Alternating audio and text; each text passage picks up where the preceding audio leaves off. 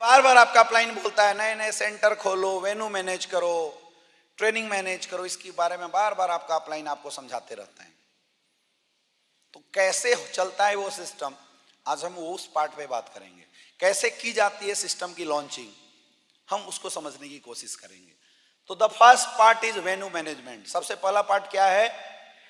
Venue management. तो venue management की जिम्मेवारी सबसे पहले समझना पड़ेगा किसकी होती है। It is the responsibility of all leaders to create the environment. तो सबसे पहले तो आप जिस जिस शहर में रहते हैं, अगर आप चाहते हैं कि उस शहर में सिस्टम आए, सिस्टम लॉन्च हो, तो हर एक लीडरशिप को, उस शहर की हर एक लीडरशिप को रिस्पॉन्सिबिलिटी लेना पड़ेगा। हम लोग कैसे सिस्टम लॉन्च करते थे मैं आपको बता रहा हूं। जैसे हम लोग क्या करते थे, हमारा वाराणसी में बिजनेस चलता था। अब हमारे दिमाग में आइडिया आया कि बनारस में मेरे न रहने के बाद भी हमारे लीडर इतने सक्षम हो गए कि मेरा बिजनेस चला रहे हैं। हम गाजीपुर में जाते थे, 1 बाय 1 प्लान करते थे, लोगों से मिलते थे। जिस दिन हमारी 20-25 लोगों की टीम 1 बाय 1 करते ज्वाइनिंग आ गई, तो जैसे 25 लोगों की ज्वाइनिंग आती, फिर हम उस शहर में सिस्टम की लॉन्चिंग करते थे। कैसे? हमने 25 लोगों की टीम बनाई और उसमें से 10 से 12 सीरियस लोगों को सेलेक्ट किया। उन सीरियस लोगों को सेलेक्ट करके फिर हम एक कोर कमेटी बनाते थे उस शहर में। तो कोर कमेटी जनरली 5 लोगों की होती है या 12 लोगों की। तो 5 लोगों की एक कोर कमेटी बना दिया। एक बंदे को हमने बनाया सिटी होस्ट, एक को बनाते थे को होस्ट, और 3 लोग होते थे कोर कमेटी इंचार्ज। 3 से 7 लोग हो सकते हैं, 3 से 5 लोग।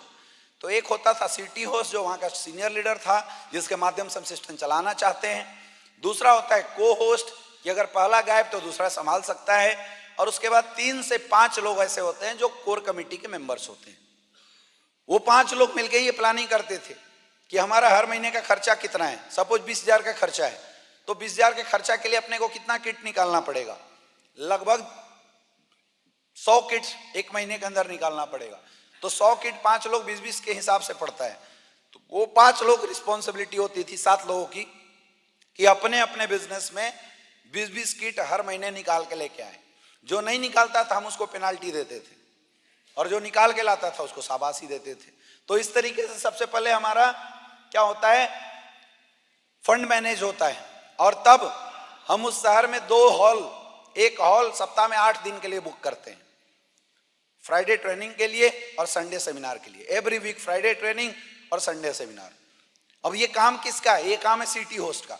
सिटी होस्ट हॉल बुक करेगा फ्राइडे ट्रेनिंग के लिए और संडे सेमिनार के लिए, और लोगों को इन्फॉर्म करेगा हॉल, लोकेशन, टारगेट, ये सब काम होता है सिटी होस्ट का।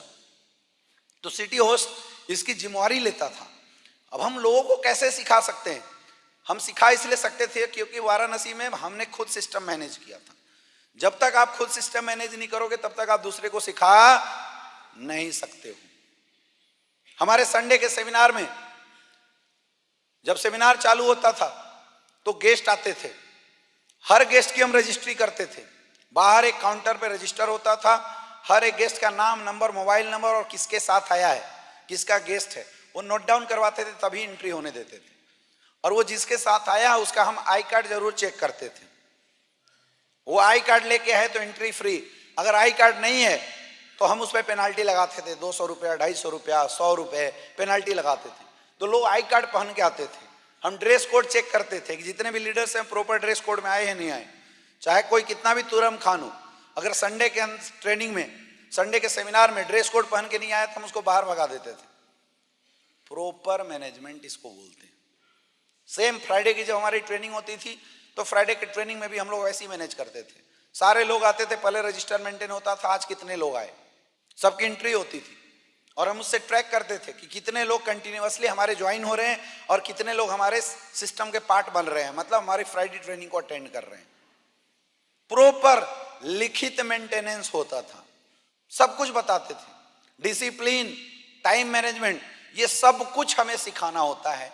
जब इस सब कुछ को हम प्रॉपर हैंडल करेंगे तब जाके हमारा सिस्टम रन करेगा। एक तो हो रहा है जैसे तैसे काम चलाना, जैसे अभी आप चला रहे हो, चल ही रहा है ना आपका, लेकिन अभी कैसे चल रहा है? जैसे तैसे। हाँ या ना। और एक होता है प्रॉपर मैनेज करना। तो मुझे बताओ, जैसे तैसे काम चलाना है चाहते हैं आप कि प्रॉपर मैनेजमेंट चाहते हैं? प्रॉपर चाहते हो? प्रॉपर चाहते हो? Then you have to take the responsibility. आपको खुद ही रिस्पॉन्सिबिलिटी लेना पड़ेगा। कितने लोग लेने के लिए तैयार हैं?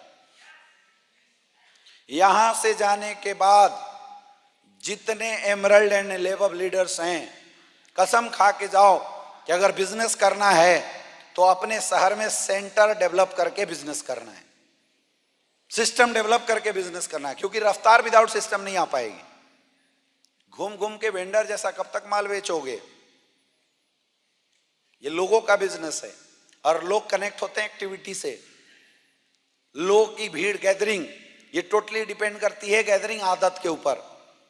आज आप बनारस में कभी भी जाओ, बनारस में 2000 लोगों को इकट्ठा करना कोई बहुत बड़ी बात नहीं होती। देखा है, नहीं देखा है?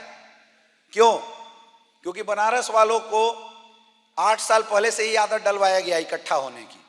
शुरू से ही इन्होंने सिस्टम देखा है। हम लोग जब संडे का सेमिनार चलाते थे, जब मैं सिटी होस्ट था सन 2016-17 में, तो ऐसे समय भी होते थे कि हमारे एक एक सेमिनार में 150-100 गेस्ट बैठते थे। क्यों रवि सर? 150-100 गेस्ट, और इतनी गेस्ट भर जाते थे कि सीनियर लीडरों को अंदर घुसने का जगह ही नहीं मिलता था। फिर बाहर लोग खड़े होकर सीनियर लीडर वेट करते थे कब प्लान खत्म हो तो हम अंदर जाके फॉलोअप करें। इतनी भीड़ होती थी। वो कैंटोनमेंट पे कौन सा वो होटल था सर? अच्छा, आप लोग आए थे? हाँ, रिवर पैलेस में हम करते थे। पूरा होटल भरा रहता था, खचाखच। फिर हम लोग कभी कभी मेगा वेन्यू करते थे। मेगा वेन्यू में 100-100 रुपए के टिकट लगाते थे और गेस्ट आते थे।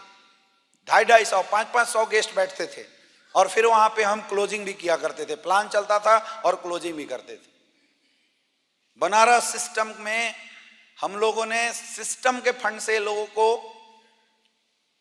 बाइक गिफ्ट किया। बाइक गिफ्ट किया करते थे हम। गेस्ट लाने के पैसे देते थे। हाँ जी, इस वीक में जिसके 10 गेस्ट आएंगे उसको एक LCD टीवी मिलेगा। ऐसे इतना ह्यूज सिस्टम हमने क्रिएट किया। और मेरे दोस्त, आज मेरी टीम की जितनी भी टॉप लीडरशिप आपको दिखाई दे रही है, ये सब मेरे सिस्टम के प्रोडक्ट हैं। सिस्टम चला था इसलिए बन पाए, अगर हम सिस्टम नहीं चलाते नहीं बन पाते। ये जितने भी आपको दिखाई दे रहे हैं, अवधेश नारायण सर, जितेंद्र मौर्य जी, राम नारायण गुप्ता जी, जयदेव जी, ये सब हमारे सिस्टम के प्रोडक्ट हैं। सूर्या मिश्रा जी, इधर ये RK सिंह सर, ये जितने हैं, अभिमन्यु जी, ये सब हमारे सिस्टम के प्रोडक्ट, क्योंकि सिस्टम चलाया गया था। अच्छा, सिस्टम चलाने से फायदा क्या होता है कि कोई कमजोर लीडर भी है ना तो उसका वीक लेग अपने आप डेवलप हो जाता है। तो क्या हमें अपने अपने सेंटर पे सिस्टम मैनेज करना चाहिए, नहीं करना चाहिए? फायदा है या नहीं है बताओ? अगर आप विदाउट सिस्टम 10,000 रुपए कमा रहे हो ना वीकली, तो जब सिस्टम चल जाएगा तो 1 लाख पे आ जाओगे। मैं बता रहा हूं, ये ताकत होती है सिस्टम की। लेकिन सिस्टम कभी भी किसी इंसान से अकेले नहीं चलता। सिस्टम जुगाड़ से चलाने का कोई फायदा। मैं सुनता हूं, अभी मैं फीडबैक ले रहा था, सर आपके यहाँ सेमिनार चलता है क्या? तो लोग बता रहे हैं हाँ चलता है। मैंने पूछा कितने गेस्ट आते हैं? कोई 20 बोल रहा है, कोई 25 बोल रहा है, कोई 12 बोल रहा है। What is this? क्या सिस्टम चल रहा है ये?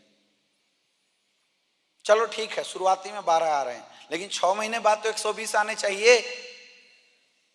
तो अगर 6 महीने बाद भी 12 आ रहे हैं तो आपने सिस्टम के डेवलपमेंट पे काम क्या किया? फिर रूटीन चल रहा है आपका जैसे तैसे।